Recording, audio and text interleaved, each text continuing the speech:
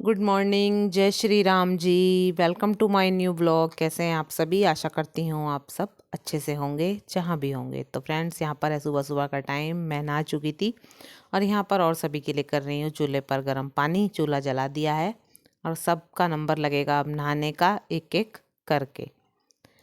तो जी यहाँ पर सबको पानी दे दिया है और यहाँ पर मैं भगवान की पूजा करके उनको भोग लगाकर भगवान के कपड़े धुल डाले हैं और इनको मैं अब सुखा रही हूँ। और मौसम का हाल देखिए आप वीडियो में, कितना बेकार मौसम हो रहा है। कोहरा इतना ज़्यादा चढ़ चुका है आसमान में, ऐसा लग रहा है धुंध बन गया है कि मौसम खुलेगा या नहीं। बाकी ये तो अभी और दिन होने पर ही पता चलेगा। तो जी यहाँ पर लड्डू गोपाल और सभी भगवान के कपड़े मैं यहाँ पर धुल कर सुखा दूंगी। ऊन के कपड़े हैं, इन्हें सूखने में टाइम लग जाता है। और भगवान के कपड़े जो हम वॉश करते हैं तो उसे हम मशीन के ड्रायर में भी नहीं सुखा सकते, क्योंकि उसमें हम अपने भी कपड़े सुखाते हैं।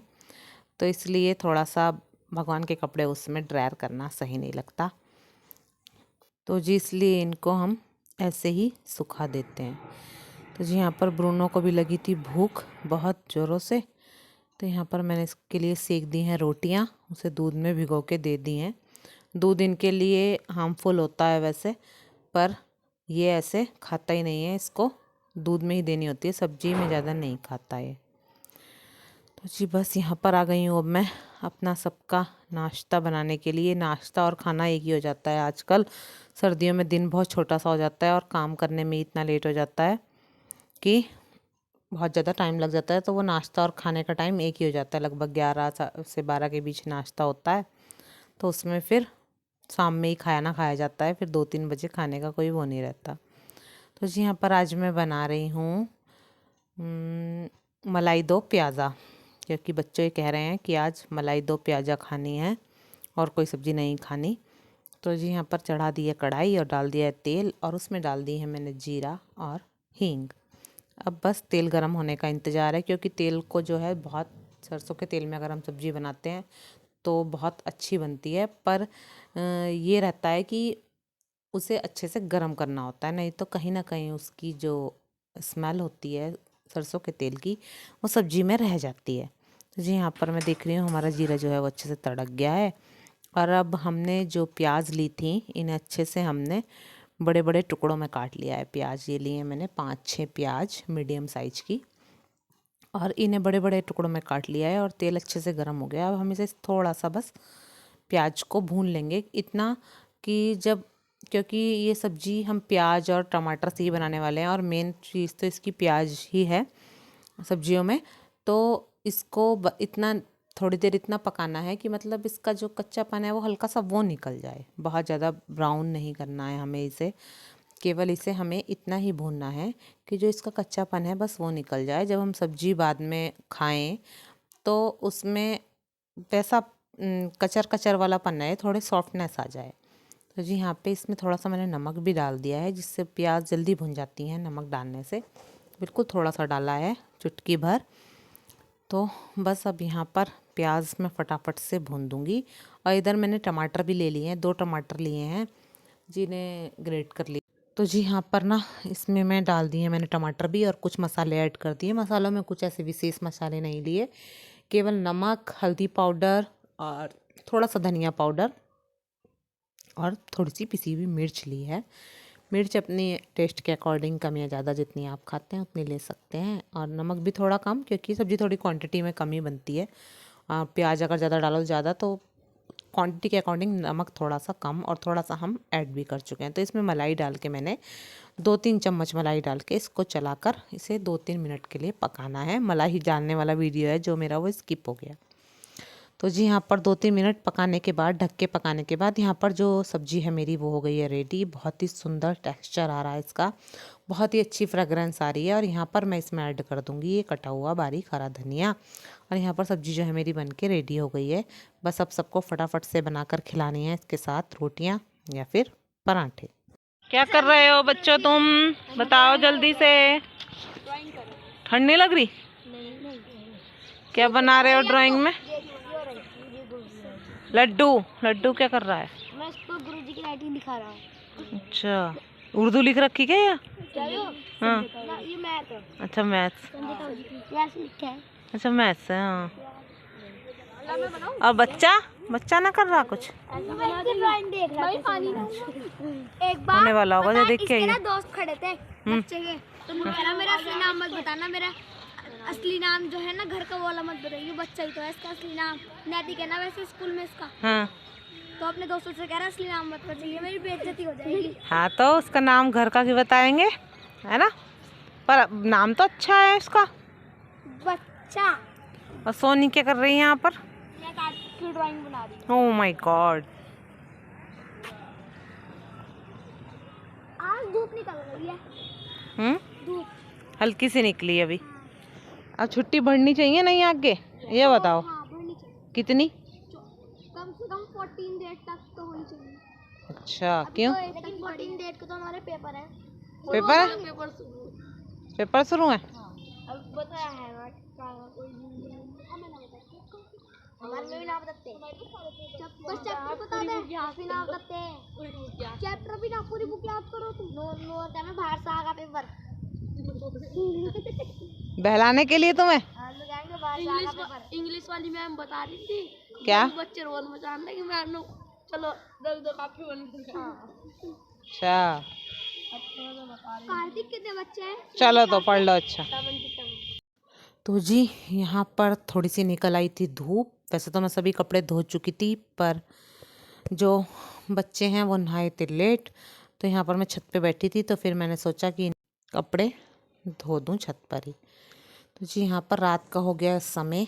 तो आज सबकी फरमाइश थी कि रोटियाँ खानी हैं चूल्हे की, और क्योंकि दाल हमने बनाई थी साबुत मसूर, और वैसे तो वो दाल साबुत मसूर जो है वो गर्मियों में ज़्यादा अच्छी लगती है, पर आज फरमाइश आ गई कि साबुत मसूर ही खानी है। तो जी यहाँ पर हमने फटाफट से जल्दी ही 4 बजे तक अपनी जो साबुत मसूर की दाल है वो बना ली थी। साबुत मसूर उसी तरह से बनाई थी जैसे गर्मियों में मोस्टली बनाते हैं, खटाई वटाई डालकर।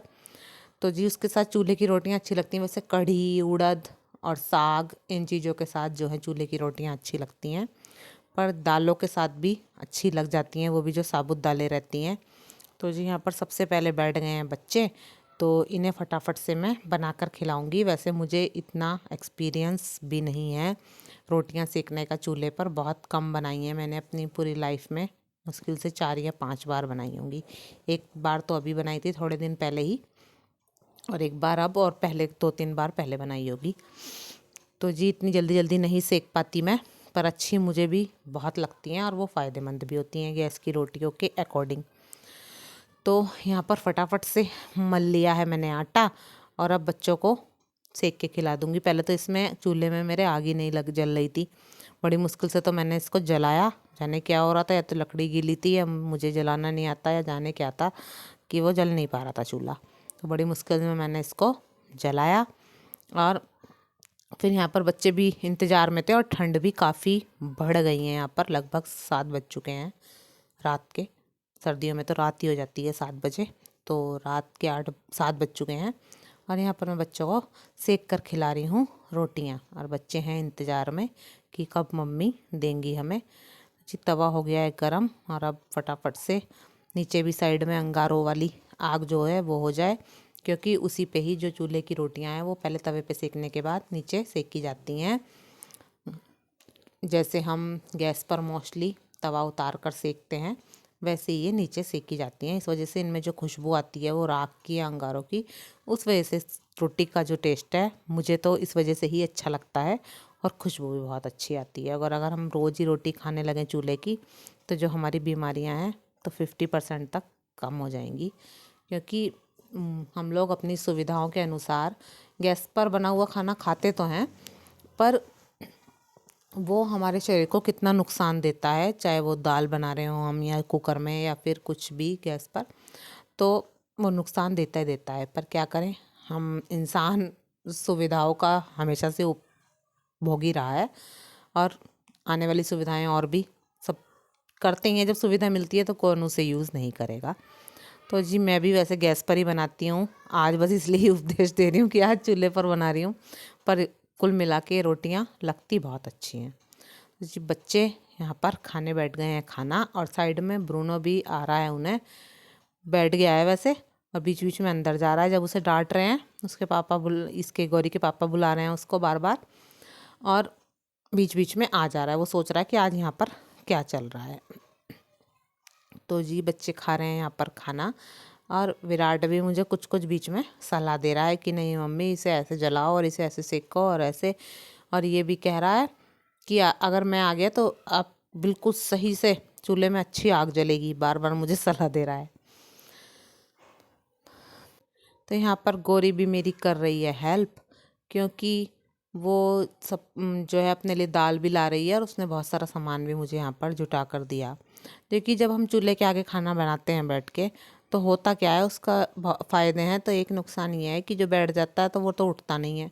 तो और चीज़ें जो सामान खाना बनाने के जो भी संसाधन है वो लाने होते हैं, तो वो किसी दूसरे को लाने होते हैं, क्योंकि बार बार बैठने में उठने में प्रॉब्लम होती है। तो जी बस फटाफट से यहाँ गौरी ने मुझे सब जो सामान था वो ला कर दे दिया, और मैं बच्चों को फटाफट से गरम गरम रोटियां सेक कर खिला रही हूँ।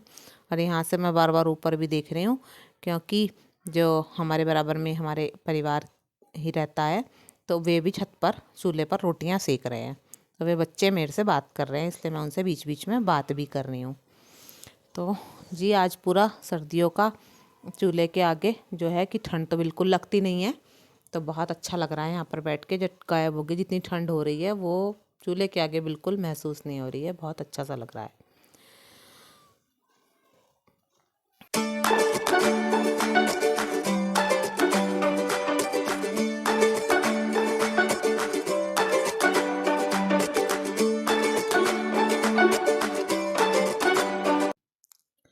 तो बस यहाँ पर बच्चे आपस में बातें भी बना रहे हैं, उधर ब्रूनो भी बैठा है उनके पीछे, वो भी उन्हें तंग कर रहा है, और मैं उनके लिए सीख रही हूँ यहाँ पर रोटियाँ।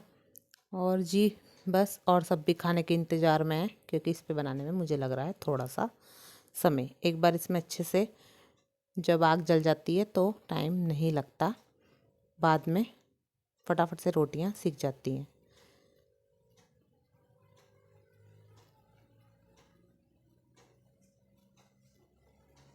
बहुत ज़्यादा धुआं भी लग रहा है आँखों में। बस ये अब फटाफट से सेकूंगी और खिलाऊंगी इन्हें, यही इंतज़ार है मुझे भी। ये बच्चे भी मुझे नई नई बातें बता रहे हैं, नई नई कहानियाँ बीच बीच में सुना रहे हैं कि मम्मी ये करो और वो करो। तो जी बस यहाँ पर बैठ गई हूँ मैं इन्हें, और अब अच्छे से चूल्हे में हो गई है आग। अब मैंने इन्हें रोटियाँ देनी शुरू भी कर दी बच्चों को, और अब बस बच्चे खा लेंगे फटाफट से, फिर खिलाऊंगी इनकी अम्मा को और इनके पापा को, और ब्रूनो के लिए भी रोटियां सेक दूंगी। ब्रूनो भी इंतज़ार में है, बीच बीच में आ रहा है, वो शायद बैठा भी है साइड में ही शैतानी करने के लिए। उसे ये लग रहा है कि आज हमने यहाँ पर क्यों खाना बनाया जा रहा है, तो वो यहाँ से जाने के लिए तैयार नहीं है, पीछे को वो बैठा है।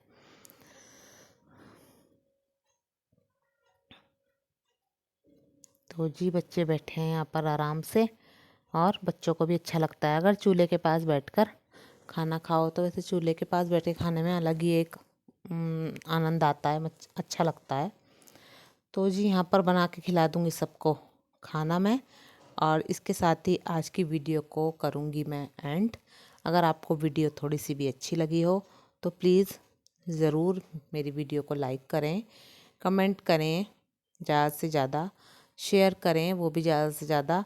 और अगर अभी तक भी आपने मेरे चैनल को सब्सक्राइब नहीं किया है तो प्लीज़ ज़रूर मेरे चैनल को सब्सक्राइब करें, और उसके साथ ही बराबर वाला बेल आइकन दबाना बिल्कुल भी ना भूलें। और इसी के साथ मैं आपसे कहती हूँ गुड बाय। कल मिलते हैं फिर एक नई वीडियो के साथ।